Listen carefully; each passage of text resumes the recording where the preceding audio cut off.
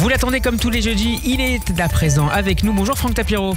Bonjour Steve, bonjour les auditeurs. Franck, merci de nous rejoindre. Vous êtes communicant, vous pilotez les DDF, les Diaspora Défense Force. Et on revient avec vous, Franck, sur cet effroyable viol antisémite d'une petite fille juive de 12 ans à Courbevoie. Ça a eu lieu samedi dernier. Franck, est-ce que l'indignation nationale est à la mesure de la gravité et de la violence de cet acte? Bien entendu que non, mais on est habitué malheureusement, vous savez, depuis Ozar Hatorah, depuis Sarah Halimi, Ilan Halimi, il y a des indignations sélectives. Et on est très très loin de l'affaire de Carpentras qui avait mis 1 million de personnes dans les rues, mais il faut dire qu'à la tête de ce cortège, il y avait François Mitterrand. Alors que depuis quelques temps, on est un peu lâché par la présidence, et Dieu sait si je soutiens Emmanuel Macron depuis qu'il est, même avant qu'il soit président, mais là je ne comprends pas. Je ne comprends pas pourquoi. Vous trouvez qu'il n'a pas eu les mots? Il s'est exprimé hier sur le sujet, un ministre hier était au rassemblement, Éric Dupond-Moretti. Non, mais on en a marre des mots. Je crois que je parle dans le cœur de tous les juifs français, et d'ailleurs, il y en a marre des mots. Maintenant, il faut des actes, il faut les actions. Donc c'est bien de parler, c'est bien de dire qu'il faut aller manifester le 12 novembre, mais c'est encore mieux de marcher avec nous. Et ça marche aussi bien d'ailleurs pour Shems, le grand recteur de la mosquée, qui pense même que c'est nous qui le trahissons, alors que c'est lui qui nous a trahis, parce qu'il n'est pas venu marcher avec nous, parce que le racisme pour lui et l'antisémitisme, ça n'a rien à voir. Et voilà pourquoi je parle des juifs. Au moins, c'est de tout le monde d'accord. Donc nous, on en a marre des mots, il faut des actions, il faut des actes. Et vraiment, il faut que... Il y a des grands politiques dans ce pays qui ne passent pas à côté, et qui sont là, présents, qui manifestent, qui sont dans des rassemblements. Je pense que le chef de l'État doit maintenant sortir de sa réserve, je ne sais pas laquelle, sortir de l'Élysée pour venir dans la France, pour venir... D'ailleurs, je l'invite à Courbevoie. Je vous le dis officiellement, j'habite Courbevoie. Demain, pour le rassemblement qui est organisé par la mairie? Il y en a deux. Il y en a un demain à 11h organisé par la mairie, mais il y a surtout un grand rassemblement populaire qui aura lieu dimanche à 11h. En face du centre culturel, boulevard Aristide Briand, et je l'invite en fait à venir. Pourquoi? Parce que ça va être un rassemblement populaire de la société civile qui va rassembler, parce que il y aura des élus de tous bords, il y aura surtout des gens de Courbevoie déjà, il y aura toutes les religions qui sont présentes, il y aura des personnalités, et c'est important de voir dans cette ville où il se passe rien d'habitude. Vous savez, ce qui est incroyable, c'est que Courbevoie est une ville très tranquille, très sécurisée. Là, il s'est passé cette chose horrible, en plus avec 3 gamins qui viennent d'une ville pas très lointaine qui s'appelle Rueil, là où aussi il y a quand même de la sécurité. Ça veut dire quoi? Ça veut dire que si des villes comme Courbevoie ou Rueil sont perméables à l'idéal islamiste et salafiste, et surtout le mode opératoire du Hamas qui utilise le viol comme une arme de guerre, ça veut dire que la situation est très grave. Parce que autant vous savez, c'est facile de dire oui, c'est les quartiers populaires, c'est dans le 9-3. Non. Là, on n'est pas dans le 9-3, on est dans le 9-2.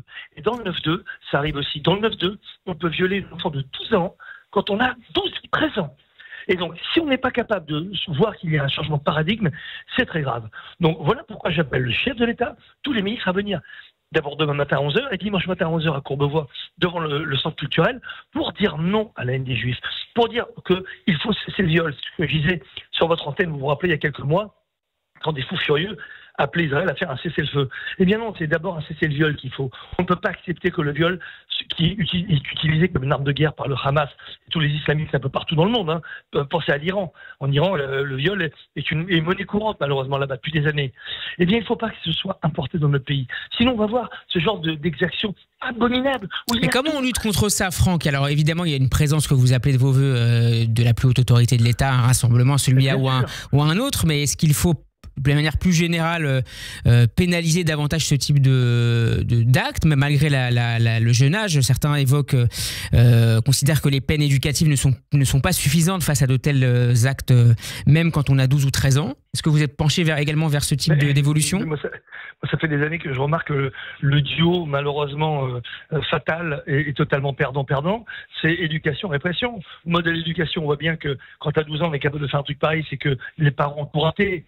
Moi, je me mets à la place, bien entendu, d'abord des parents de cette jeune fille, de cet enfant, il faut dire une enfant qui a été violée, de cet enfant, mais je pense aussi à ses parents sûrement absents et totalement velléitaires de ces 3 fous furieux qui, à 12-13 ans, non seulement fomentent un quasi-enlèvement, séquestration, demande de rançon en plus, puisqu'ils ont demandé 200 €, je crois que c'était pour monnayer la vidéo ou les photos qu'ils ont prises, et derrière, viol avec des exactions épouvantables qu'on ne voit en général qu'avec des adultes qui ont parfois un passé très très lourd.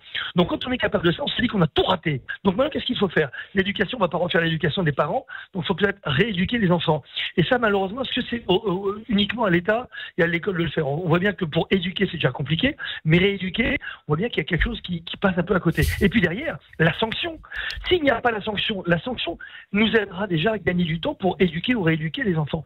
Donc la sanction est indispensable. Pourquoi? D'abord pour condamner fermement ce qui s'est passé, mais surtout pour être exemplaire. On oublie le rôle exemplaire de la justice. Donc c'est facile de prendre des mecs qui ont fait mais Franck, on a l'impression que tous les tabous sautent, les agressions deviennent non seulement de plus en plus nombreuses, mais elles sont de plus en plus graves. Alors je parle évidemment pas des cas de meurtre qui sont l'acmé de cette haine antisémite, mais on est à la fois indigné, mais parfois presque découragé par la gravité de la situation.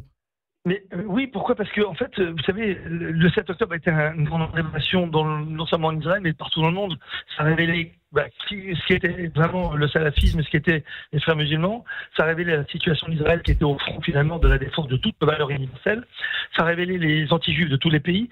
Ça a révélé l'emprise qui était propagée et par l'Iran et par le Qatar, il ne faut jamais les oublier ceux-là, vous le savez très bien, je le dis depuis des années à l'antenne, et par tous ceux qui propagent des idées de haine, regardez aux États-Unis, dans les pays anglo-saxons, dans les pays du Nord, en France, en Europe. Et donc, ça a révélé cette situation. Après, il y a une autre révélation, c'est celle de la dissolution. Pour conclure, Franck, d'une phrase. D'une phrase, je veux dire, en fait, aujourd'hui, il y a un slogan, il y a plus de 2 slogans. D'abord, c'est le viol, ça on le voit depuis le début, mais il y a aussi le slogan que j'ai lancé il y a quelques jours, c'est « touche pas à mon feuge ». Touche pas à mon feuge, pour moi, c'est la suite de SOS Racisme, qui est d'une absence assourdissante depuis le démarrage d'abord du 7 octobre et de l'explosion des actes anti-juifs en France. Même si un rassemblement est organisé en fin de journée par SOS Racisme. Oui, d'accord. Qu'ils organisent. Oui, mais c'est facile, ils étaient en séminaire pendant 8 mois, et là ils se réveillent. Alors tous les abandonnistes du 7 octobre, je dis bien, tous les abandonnistes du 7 octobre seront ce soir à la République, sans moi, en mon nom. Les féministes et SOS Racisme, ils étaient où pendant 8 mois? Le 8 mars, ils étaient où? Quand j'ai offert mon t-shirt sur tous les réseaux, vous avez bien vu, en plus de Mitsopo qui est un copain, parce que j'ai travaillé pendant des années pour SOS Racisme, il m'a même pas rappelé. Le t-shirt touche pas mon feuge, vous savez à quoi il va servir? Je vais faire une vente aux enchères dimanche, une vente aux enchères du t-shirt, et on va donner les résultats de cette vente aux enchères à la famille de cet enfant qui s'est fait violer à Courbevoie. Merci beaucoup Franck, pardonnez-moi, je suis obligé de vous couper. Oui, mais il faut surtout pas couper quelque chose, c'est de dire les mouvements antiracistes ont tout raté dans ce pays. Maintenant, il faut que les citoyens se réveillent, avec un réveil démocratique que j'appelle le MELE. Inutile d'aller aux extrêmes pour cela, je le redis, pas besoin d'extrêmes, juste soyez conscients que les extrêmes, c'est un piège que les extrêmes nous tendent pour nous instrumentaliser et pour faire passer malheureusement des idées qui sont totalement contre nature quand on est juif. Merci beaucoup Franck d'avoir été avec nous, et vous nous apprenez qu'un autre rassemblement aura lieu dimanche à Courbevoie, donc près du centre culturel, c'est ça? Culturel, absolument. Merci Franck, à la semaine prochaine.